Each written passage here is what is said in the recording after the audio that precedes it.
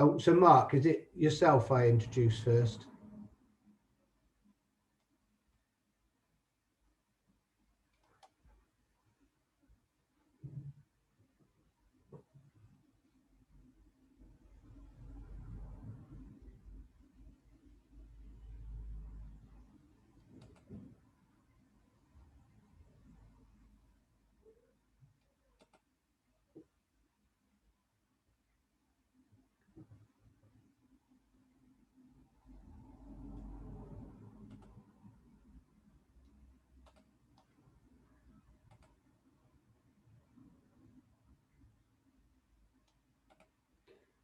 Good morning, everybody. My name's Johnny Davey. I'm the product manager at Geodesys. Welcome to this webinar that Geodesys is hosting, but the core presentations will be by Mark Taylor from Landmark and Paul Addison from Devasist. So we appreciate your time. We know you're all busy. Thank you ever so much for joining us. We're just going to give it just sort of 1 minute or so and let any slightly latecomers join the party. So just grab yourself a drink and make yourself comfortable with just 1 minute, and we'll just wait until we know everybody's here, and then we'll crack on with the webinar. A couple of little bits of housekeeping, if I may. So if we were in a room in the good old days and we were actually physically presenting to you and welcoming you in with coffee and pastries normally, or a bacon sandwich, those days will return, I'm sure. But for the time being, of course, as with yourself probably, we're doing this from home. So it's just really to excuse any background noise, kids and dogs and interruptions and phones ringing. Please bear with us. It shouldn't be too distracting, but that could happen, and it's just the way of things now. It seems a year on from first starting to work from home. Today's my 1 year anniversary of it. So bear with us. It's 1 minute past 11. I think we'll crack on. The only other thing to mention is that likewise, if we were in a hall and presenting to you in a seminar somewhere, there'd be that awkward moment where we pass over to somebody else and they bring up their slides, or they uncouple the lead from their laptop and put it into another laptop, etc. So we have that here slightly as well. So I'm going to hand over to Mark now to be the host, and Mark will share his screen, and then at some point Mark will share and swap with Paul. So just excuse us while we do that. So I'll shut up now. I'll perhaps come on right at the very end just to wrap up. But I'm going to pass over now to Mark Taylor from Landmark.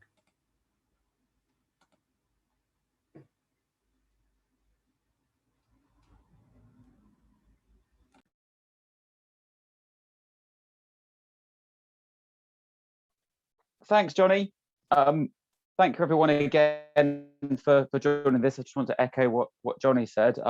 Just to very quickly introduce myself, my name is Mark Taylor, and I've been with Argyle Environmental and Landmark Information for over 10 years now, predominantly as an environmental consultant, but now in an account management role. And so, as Johnny said, today we're focusing on planning future development and why it should be a key consideration when identified as a. The fact of the matter is that planning can have a very real impact, as we know from legal cases, to property and our perception of value. And while in the past, we had to take some acceptance that because of how data has been displayed, it could be seen as a daunting issue to look at. But with the help of Paul Addison at Devasist today, he's bringing some great case studies to show you through the value of looking at planning as a risk, and showing you the unique data that we now have at Landmark. Hopefully it won't be a daunting issue anymore to be looking at, and you can be confident reporting on planning risks going forward. And so just quickly looking at the program that we'll cover today, the next 45 minutes or so, really we'll touch on the importance of a planning search. What are the impacts of development nearby to residential areas as we're expanding our settlements? What are the limitations of the local authority search and why these searches exist? Touching on a quick case study and going over the improvements to data that we've made at Landmark, which will make this whole issue easier to analyse and assess. And then I'll hand over to Paul Addison, and he's going to provide some great case studies, and some examples of how harnessing our new planning data is a key benefit to his business. And then we'll quickly round off at the end, just looking at the landmark planning searches.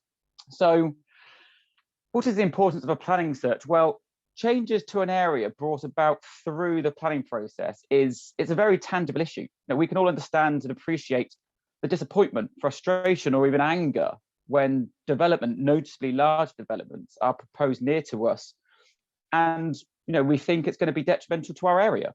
We have this view not in our backyard, it's ours not to be spoiled. So given we have this understanding, given we can all empathize with the issue, and as searches are readily available at the pre-acquisition standpoint, as an issue, it really should be looked at in more transactions than not. And while, again, planning searches are starting to become more commonly used, it still does feel like it is the ugly duckling of the search world, and isn't used as commonly as you would think. Because the fact of the matter is, as people, we're very emotive. We go through life moving up this figurative ladder. The rural idyll is still embedded in our psyche, and real estate shows tell us to move with a dream to the countryside, dreaming of views and peace and these kind of things. And what we're not commonly told about in these shows is that this can all change. It's not a given, and what we had or wanted might actually be short-lived. Alongside this intrinsic emotive impact, unfortunately, there can be financial one too, especially if a view is significantly impacted or lost, or an unpopular development occurs nearby, which Paul will touch on. However, it's also easy to focus on this end visual impact being, the pinnacle of the impact of a development, but there are also other aspects of development that we also need to consider. If a large development is happening nearby, and saying if a large portion of the surrounding countryside being changed, there's going to be a large disruption from noise and sometimes even vibration. There's going to be a big burden on infrastructure, especially the road network, during construction, and then also post-construction when these new properties are habited, with the added vehicles that are going to be on the road. And then this also is going to have a knock-on effect on facilities and amenities if that development doesn't come with any as part of that outline application. And so really, what we believe we need to start doing is challenging this assumption to buyers that there won't be any changes that can impact the property, and it's something that we need to be considering. Very crudely, when looking at planning, we can break it down into three areas. Firstly, there's the property itself, and this correlates to amendments to the building footprint, and applications, if relevant, should show up in the local search or as part of the TA6 property information form. Where planning and changes to a property can fall under permitted development rights, it's important to check that that development did have a lawful development certificate to make sure it was in line with what was proposed. The second area is around our large scale, I suppose almost necessary national scale energy and infrastructure schemes. And at the moment, these are two key pledges that the current government is highlighting and implementing. From an infrastructure standpoint, HS2 is controversially going ahead, albeit with quite large scale protests at Euston at the moment, but also, as you probably expect, likely to be in the woodlands, that it's going to be planned to go through further upline. But also Crossrail, controversy for another reason, and that is the delay to the process. The UK government also has a 10-point plan to kickstart a green industrial revolution, which is going to overhaul our power generation in the nation, with a large focus on wind. A big focus of the wind plan is on offshore generation, hydrogen generation, nuclear, and also carbon capture.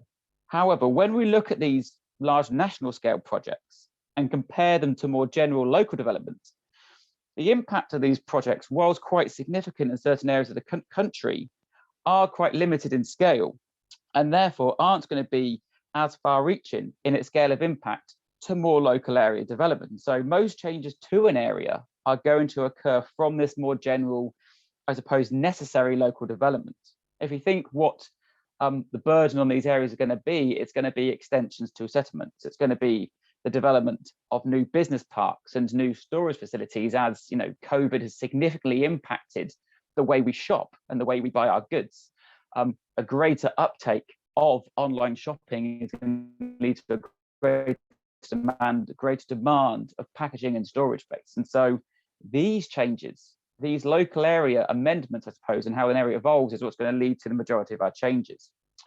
However, if we focus on major infrastructure, you can kind of see that there's a national level acceptance that these kind of projects do have an impact on property. If we look at HS2 in particular, we know that there's this acceptance because there's already things like compensation zones and rural support zones in place, which are specifically there to, as it says, compensate those people living in these areas near to the development from the financial losses that they're going to incur. The impact of the development has also been very highlighted in a recent BBC report where a resident near to the development area of the track, the development is encroaching his property and back garden to the point where during the day and during working hours, his pans and his kitchen are vibrating. And so that emphasizes that this isn't just a post-development impact, it is a during development impact as well. But one important change that COVID really has really highlighted is that this idea of an importance of green space, woodland and habitat. It's not just being near to the track itself, but also it's what the impact of the track route is going to have on your social and open space. There's never been a greater demand for being close or within 10 minutes of green space, woodland habitat. And if the line is going through your woodland that you use for an hour out of the house a day, your recreation, or or walking the dog, then it's going to have a huge impact on your perception of the area, and as a result, the value. And so we do have this acknowledgement that construction does have an impact on property within these projects. So if we have this understanding and appreciation that development can impact the property at that national infrastructure level, then why don't we have this appreciation at the local level where things evolve and move quicker?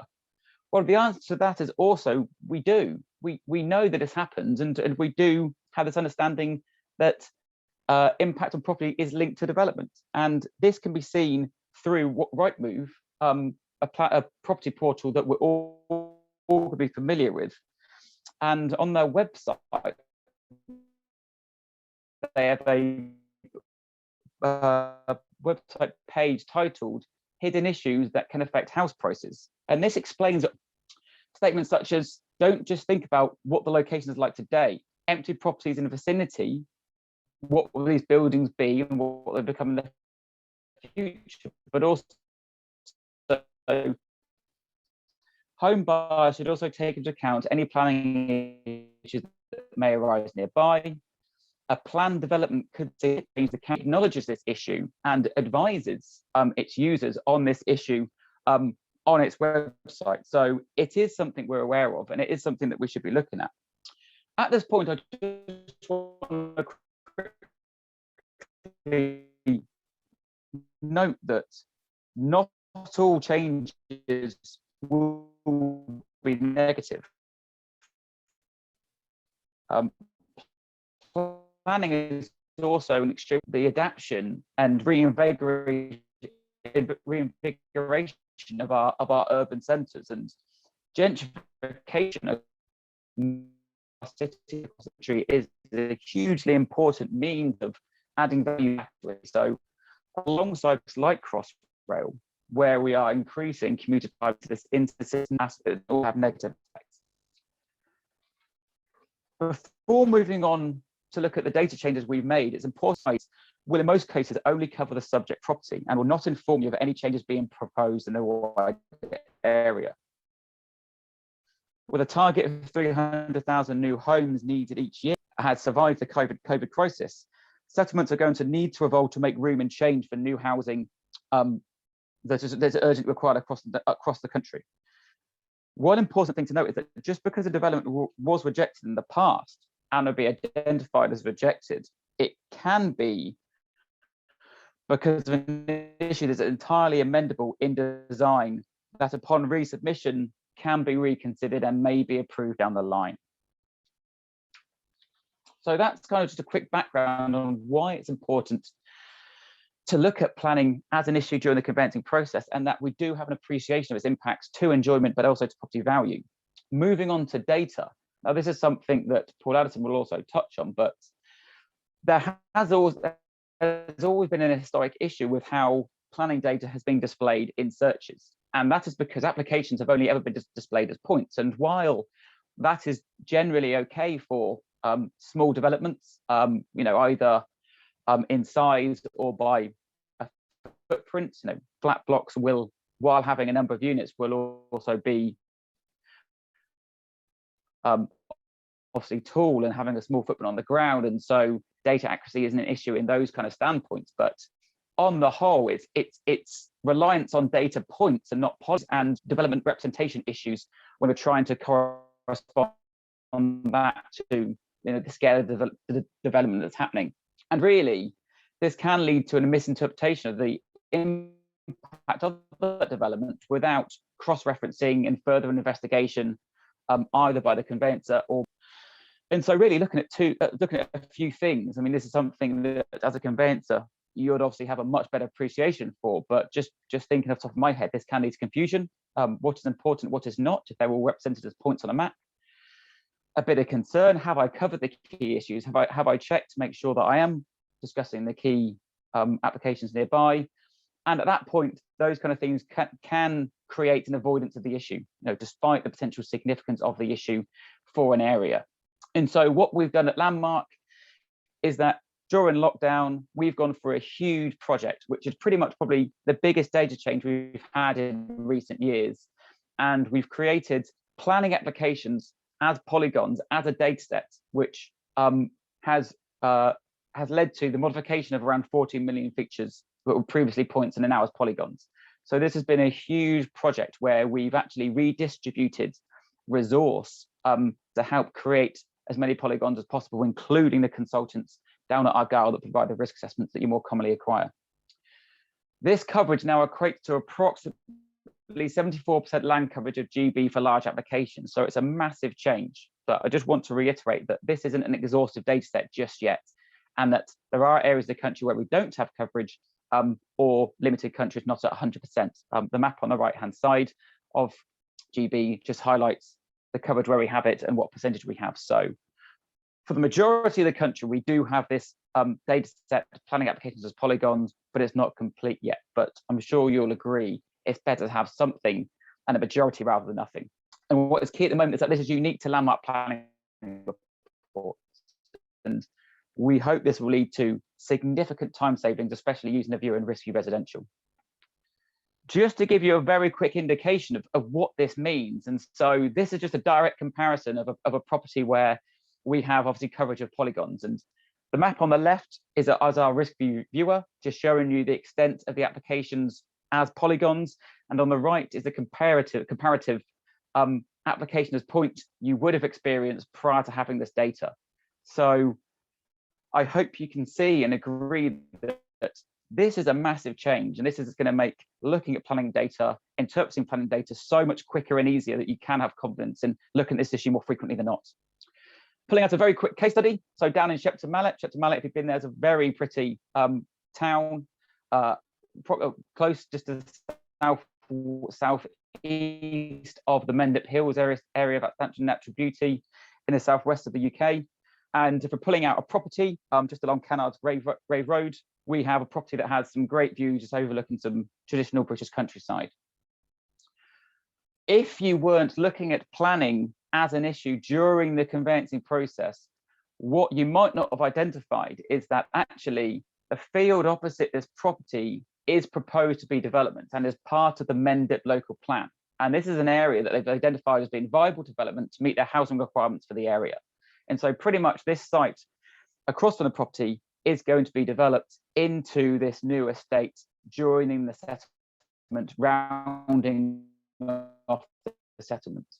As you can see, there's an application for this from Barratt Homes to develop alongside the Duchy of Cornwall for 600 new dwellings and a variety of other amenities to support the change in population of that area. And what's important to note as well, if you pop onto the planning portal, onto the website for the local area, this development's already undergone a whole array of assessments, basically confirming that they're now looking at constraints as opposed to the ecology and things like wildlife. And so effectively, if we weren't looking at planning for this particular case, for this particular property, what we wouldn't be able to identify, what you wouldn't be able to pass on to the client, is that this field is planned to evolve and change into a housing estate. And instead of this, pristine British countryside, you will be facing properties ranging from 2 to 2.5 stories in a not so far distant future. And just pulling out what we have done to help with this process. Sorry. And what we've done is the information that we provide now through our Polygon data gives you the true extent of that application, no longer a point in the middle of the field, which might not be picked up depending upon how far the search radius is, but it gives you the true extent of that development in an interactive way, if using RiskView, clicking on the feature, popping up the application details. And if you want to take it further, it's probably going to be the buyer's prerogative to look at it further, to click and view the application details on the local authority's website. So all this is tied into the work that we've done. If you're using risk alerts on Geodesi's platform and you're buying a specific planning report, looking at that issue in an isolated manner, this Polygon information is also in a report, and it's just the more traditional way of cross-referencing the Polygon with the key and the corresponding table on the subsequent pages. So the report is still to be used in the same way in that manner, but the Polygon data provides you the true extent of what the impact can be. I hope that provides a valuable intro into the issue and the data changes we've made. If you bear with me just quickly, I'll hand over.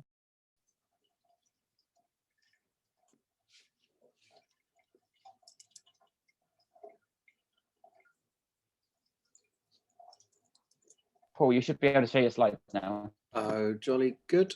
Just checking there. Mark, you can hear me? Yes. Wonderful. Right. I shall crack on. Thank you, Mark, for that. Good morning. Let me give you a quick intro to myself. My name is Paul Addison. I'm the MD and founder of Devassist. I created Devassist because of my experiences in development. My first ever job was working for Crest Homes, and it was my job to identify land opportunities, acquire them, take them through the planning system, and generally upset local communities. So Mark touched on this earlier about the fear of development and the hatred of it, and it really is a hate.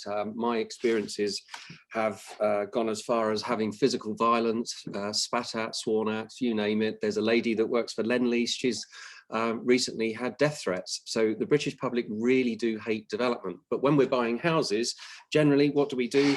We look inside the red edging of the boundaries. And that's exactly where Devassist picks off, is we look outside.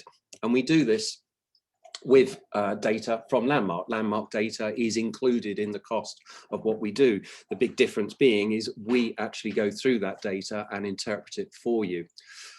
The bad news for the British public is there has been a massive shift and a shift in favour of developers. The National Planning Policy Framework, never in my 30 years of development have I ever seen a culture that is just so pro-development. And there's some key issues to this National Planning Policy Framework that I want to take you through. And the first of which is the 5-year housing supply.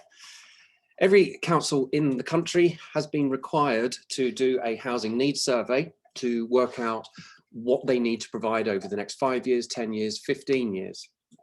And that becomes their business plan.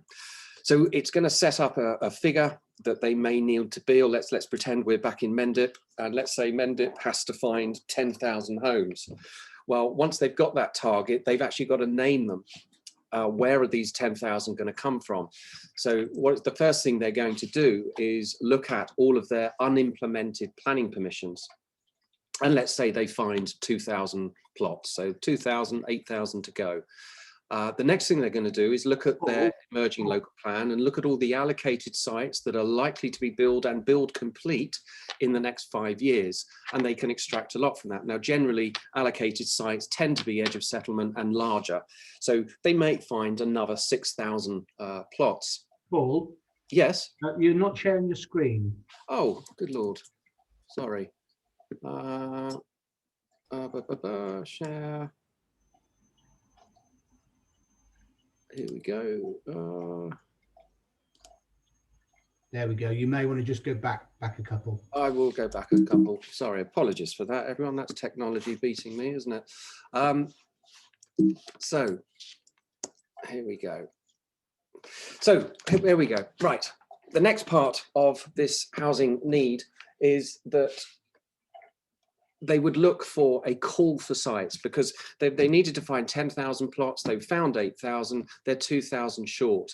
And that is where there is this call for sites. And the call for sites leads into a lot of landowners throwing their hat in the ring, saying, I'm happy for you to develop my land. So it all gets thrown in, and then the local authority will do a strategic housing land availability assessment. This will identify sites and locations which have potential for development. It will assess the development potential, their suitability, their deliverability. And what will pop out the other end is a lot of land that is going to be the next area of development for, let's say, Mendip District Council. The type of land that is considered in these SHLAs is quite bizarre, and this is a really good example, and this is not isolated. We've seen many, many cases like this all over the country, but this is in Tandridge District Council in Surrey. And as you can see from the image, you've got a park here, you've got a fully equipped play area. But if you look to the left and look down to achievable, development of this site is considered to be achievable, deliverable, can be developed within 5 years. So nothing is undevelopable. All land carries a risk. Some carry a low risk, some carry a high risk. This park now would fall into a relatively high risk because it might go the distance and it might be developed. And as I say, this is not isolated at all. And that is one of the key USPs about our service is we not only go through the planning data, but we also look at SHLAs, we look at local policy, and we look at land in the same way that a developer would look at it and identify where land could be developed in the future.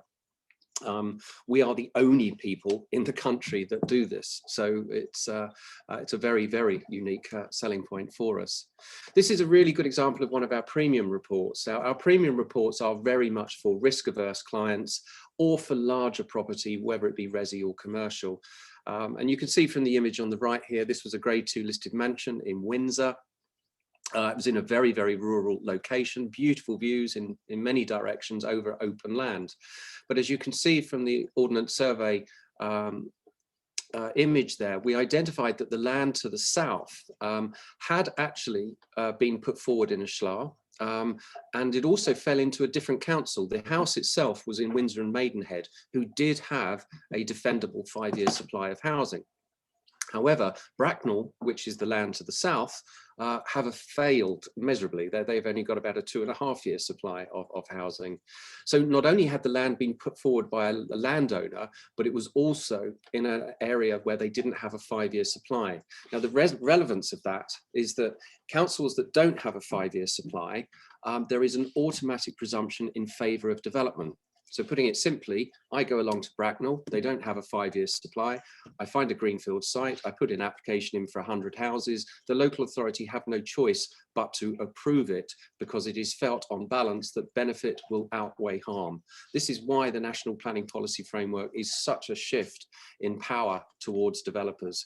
So whoever's buying this house now is going to see 2,000 homes built to the south. That's potentially a very litigious client, and all of this information could have been found because we'd have that service available.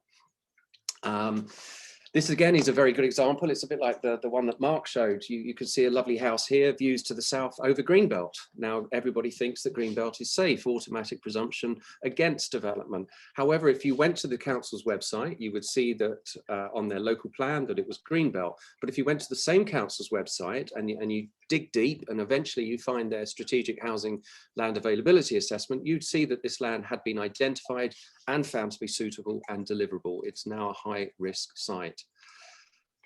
This is Oxford City, and this is their SHLA. I picked on Oxford City because it's one of the few where you can see the whole of their borough covered. Now, everything on the left in pink is land that has been put forward by landowners. So you can see it is extremely popular for landowners to throw their hat in the ring and say, I'm very happy for this land to be developed. But once it goes through the assessment, what pops out on the right is blue reject, which means that it was either unsuitable or not deliverable. It doesn't mean it won't be developed in the future, because clearly SLAs are something that don't just happen once. In some councils, there's a call for sites every year because of their desperate need to find that supply. But you can also see, and if you look very carefully, there's lots of little pockets of yellow.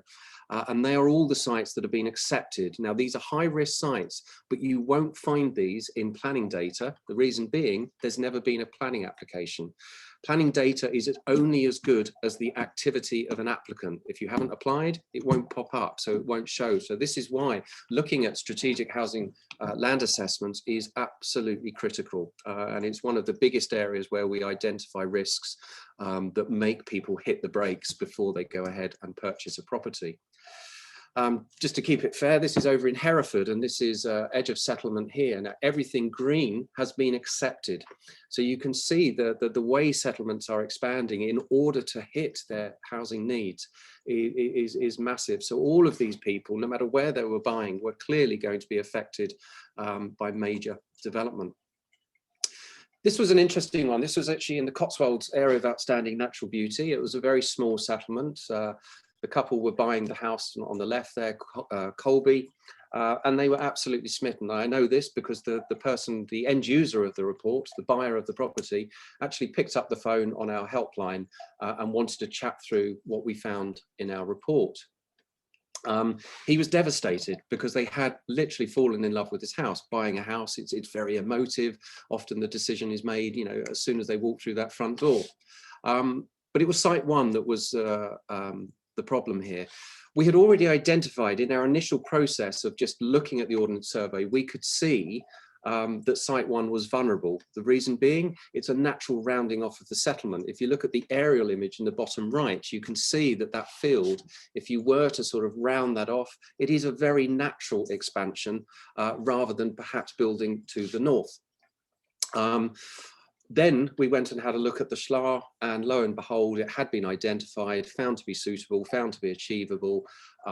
Development is going to take place. So they are going to experience significant change in the future. So they hit the brakes and they reassessed, is this the house that we want to buy? Because clearly what they thought they had was views over open fields to the south and the west. They were very grateful to their solicitor that their solicitor had insisted on one of our reports. The irony of our services is, because I'm an ex-developer, the whole principle behind DevAssist was to let the British public see land in the same way that developers see it. So if you like, I was the poacher turned gamekeeper. The irony being now is that developers are now using our services because they want to see what risks are outside the boundaries of a site that they're buying, because there may be something that could impact the value or the marketability of the houses that they're proposing to buy. So again, looking into detailed SLAs and planning data is critical. I showed you the open space earlier, and this is another quite frightening case. As you can see from the image here, it's a modern house, and that modern house backs onto land, or sorry, it sides onto land that under the original Section 106 agreement was dedicated to become public open space. But because this council is so desperate for its housing requirement, they've reconsidered this. And if you look at the image on the right, bottom right, you can now see how they've actually proposed to no longer keep it as open space. They're actually looking to build further houses. There was 100 additional houses that were going to be right next door. More importantly, the access to that development is through the very cul-de-sac that the buyers fell in love with. Absolutely critical, and we found that application through reading the planning data. One of the key USPs about us, and another one, is the fact that we read the planning data for you and for your client. Mark won't mind me saying this, but planning data, you have to read it all. It's one of those reports that you can't just go to the front cover and see a pass or a fail, because planning is very subjective. You have to read every single page. We do that on your behalf. We do that in thousands and thousands and thousands of reports. So we see trends, and we will pick them out. Furthermore, when we find a site that is relevant, we attach these images into the final report. So it's very visual for your clients. They can actually look at the site plan and then look where the development is and then make a decision as to whether they still want to go ahead with that property. We also find, through looking at local plan documents and emerging policy, in this case, the property was backing onto some land that had been identified as a candidate site for a permanent camp for gypsy travellers. Now, I'm not saying this is wrong or right, I'm just stating a valuation fact that is going to have a huge impact on the value and the future marketability of all the houses in this area. For us, this is a refer to lender, and we would have marked that on the front cover because the valuer needs to have the last word as to whether that could impact the value. Now, Landmark, our friends at Landmark, we use planning data in every single report we do. We couldn't do our job without them. So the fact that Landmark have invested in planning shows the importance of it. And this new Polygon data that they have, it really is a game changer. It puts them right up at the top in terms of the quality of their data, and we rely on it. It makes our job a lot quicker, and I'm going to give you a great case study in a minute, which I hope will be the one slide that you remember. This is a really good case of where our service won both ways. It was the quality of the planning data, the Landmark data that we received, and also the fact that we looked at the SLA. You see here, this is in Folkestone. This is a grade 2 listed building, converted into flats, lovely views over the beach and to the sea beyond. What could possibly go wrong? Well, it turns out that when we look at the planning data, the beach was in fact going to be developed for over 1,000 flats. No one had ever implemented that planning permission, and we were so shocked by finding this that I actually drove down to this property the following day because I couldn't believe that there was no clues that this was ever going to happen. I went down there, I was looking for a planning notice attached to a lamppost, I was looking for a site acquired by Wimpy Homes, land for sale. There were no clues at all. So the fact that that beach was going to be developed and destroying the sea views and value could only be revealed by reading the planning data. And again, we put these images into the final report. As if that wasn't bad enough, it was backing onto a car park which had been identified in the SLA, the land assessment, and again had been found to be suitable development. So development literally behind and in front and to the side. This again is the quality of the planning data revealed that these very high value flats that with views over the River Thames, what could go wrong? It's water. What could possibly go wrong?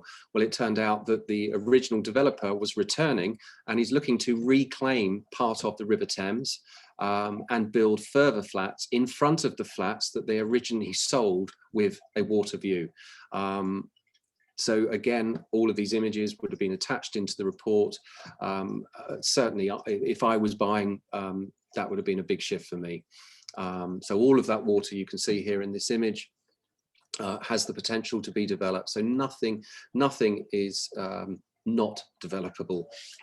When we go into big metropolitan cities, we're looking for different risks, and we have an additional product. Our range starts with DevAssess, that goes up to DevAssess Premium, but then for central city locations, we have DevCity. Here we're looking for property modifications, not just new build development. And this is what we're looking for. This is a house that was once owned by Duffy. She sold the house and her buyer decided that they wanted to build a basement. And this is what happened a few seconds later. It fell into its own hole.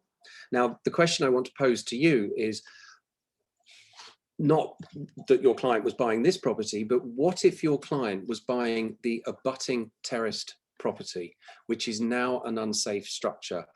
Is the bank going to advance the monies on completion day when they know that there's no security in an unsafe structure? What's the quality of the insurance that the developer has that's going to have to put your client in a hotel for potentially the next year or 2 years. All of this is revealed in planning data, and that's why it is so deal critical that you look at it. It could be that the neighbours are just putting up an extension next door. It might be of no interest to your clients, but if the clients were putting up a 2-storey extension, it may be of interest, and we cover that. I should, for clarity, want to say that we only cover abutting properties with our DevAssess and DevAssess premium reports, because if someone is building a conservatory 6 doors away, it's of no relevance to your clients. 5-year land supply. This was in Cornwall. At this point in time, when we did this report, Cornwall did not have a 5-year supply of housing. This field in the middle of this image had an application submitted for 50 houses, and it was approved by the council in spite of the fact that it was in a protected area where the presumption should be against development. But because they didn't have that 5-year supply, Cornwall couldn't defend it, and they had to grant approval. Now, this is the one I really urge you to remember this, because this is how you should look at your business in terms of client retention, and certainly the service levels that you want to deliver to your clients. The solicitor here was aware of our service, but was a little bit nervous of imposing that service on the cost of their clients.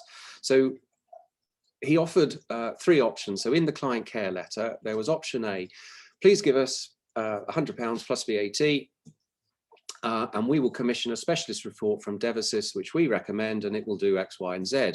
Option B: if you're too tight to give me £100, please give me £35 for landmark planning, which you will be responsible for reading and telling us that you are still happy to proceed. Option C: do nothing at all. So she went for option B. He sent her the planning data, quite rightly. If you look up the Bird and Bird case, that's exactly the right thing to do.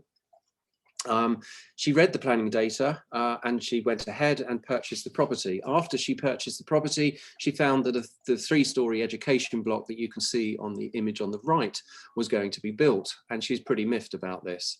And this is her grumpy letter back to the same solicitor, which I'll read to you. I was shocked to receive a letter from Churchill College about planned development on the site opposite my new home. Discovered that a planning application was made on January the 14th. I checked the search about planning applications you supplied in March, copy enclosed, which made no mention of this. The consequences of this development is that I will lose the wonderful view I have from my house. I will supply a photo in due course. What happens? Now, that is not a client saying, on reflection, I made a bad decision, I should have gone for option A. That is someone who's really miffed, and he's going to tell all their friends about the bad service they had from this firm of solicitors, who incidentally are a really good firm of solicitors who really do care for their clients. And this is so important, and this really stresses the importance of what Landmark have done with the creation of these polygons that better locates where development happens. Because I asked the solicitor, could you please send us the exact planning data that you sent to her, and I want to do a retrospective report. And sure enough, Landmark had covered it. It was captured in the planning data, but she had missed it when she went through it, if she went through it all at all herself. So we went through the planning data. Lo and behold, we found that the application had been geocoded by the council to the wrong location. And this is why these polygons are such a game changer. It said that the application was 220 meters away, when in fact it was about 15 meters away, right opposite her new house. So this really goes to show how planning data is moving on, and I'm really pleased that Landmark are making that investment. So these are the reports that we have. Recommended retail price for DevAssess is £100 plus VAT. That includes the cost of the planning data, so you don't have to buy that as well. The big difference being is we will go through that planning data and attach it to the end of our report, so because there's still other things in landmark planning that your clients will want to read. So for small residential, small commercial, and clients that really don't mind the risk, that's where you should go. But really, I always advise the go-to report should be the premium, but some people might object to the cost. It's £300 plus VAT. It's like having a full structural survey on a location. We will look at the 5-year supply. We're looking for the Gypsy Traveller sites. It's all evidence-based. Everything we look at is supported by evidence in the appendix of the report. It also looks 75 metres from the boundaries of the property. So it's for larger resi, larger commercial and risk-averse clients. It works up to 40 acres. Beyond that, it is price on application because the cost of the data at our end goes through the roof. DevCity, it's a very manual report. It will take one of our consultants a whole day to do that. That is £500 plus VAT. Turnaround times, the quickest turnaround is for DevAssess Premium, which generally we do within 3 days. DevAssess is about 7-8 days at the moment. If you have got a very demanding client or you've got a very tight deadline, you can queue jump with our fast track system. There is an additional cost for that. All of these reports are available through the lovely people at Geodesys, who again, very, very service sensitive to their clients. So if you are looking to change your provider, I would certainly recommend having a chat with them. They are lovely people there. So that's my bit sort of done. I will now hand you back to our host, but thank you for listening. If you did have any questions, either they could be sent via our hosts at Geodesys, or you may want to email me direct. My email is paul@devassist.co.uk. But thank you very much for listening. I will now hand you back.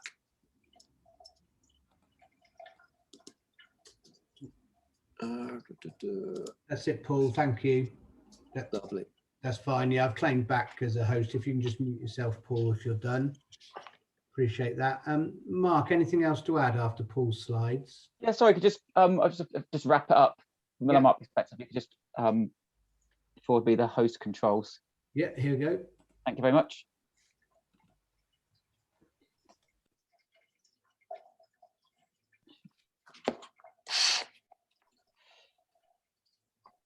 Brilliant. So thanks for that, Paul. So just going back to landmark planning, just to wrap everything up, alongside the planning application data, the report also touches on some wider issues and some wider information. So looking at things like rights of way, the legal right to use an unspecified route through grounds or across property that belongs to someone else, housing information, building type, tax bandings, average house prices, population demographics, so age, education, occupation profiles, education, which I'll touch on in a second, which is obviously a big thing for some people, especially young families, and finally amenities. That tells you the proximity of things like healthcare, shops, playgrounds, petrol station, and important transport routes. So it provides a greater picture of the services and amenities in the wider area, as well as this important planning application information. And as I said, just quickly focusing on schools, we've all have friends or family members move or change area because of this important question. We move to be closer to better schools,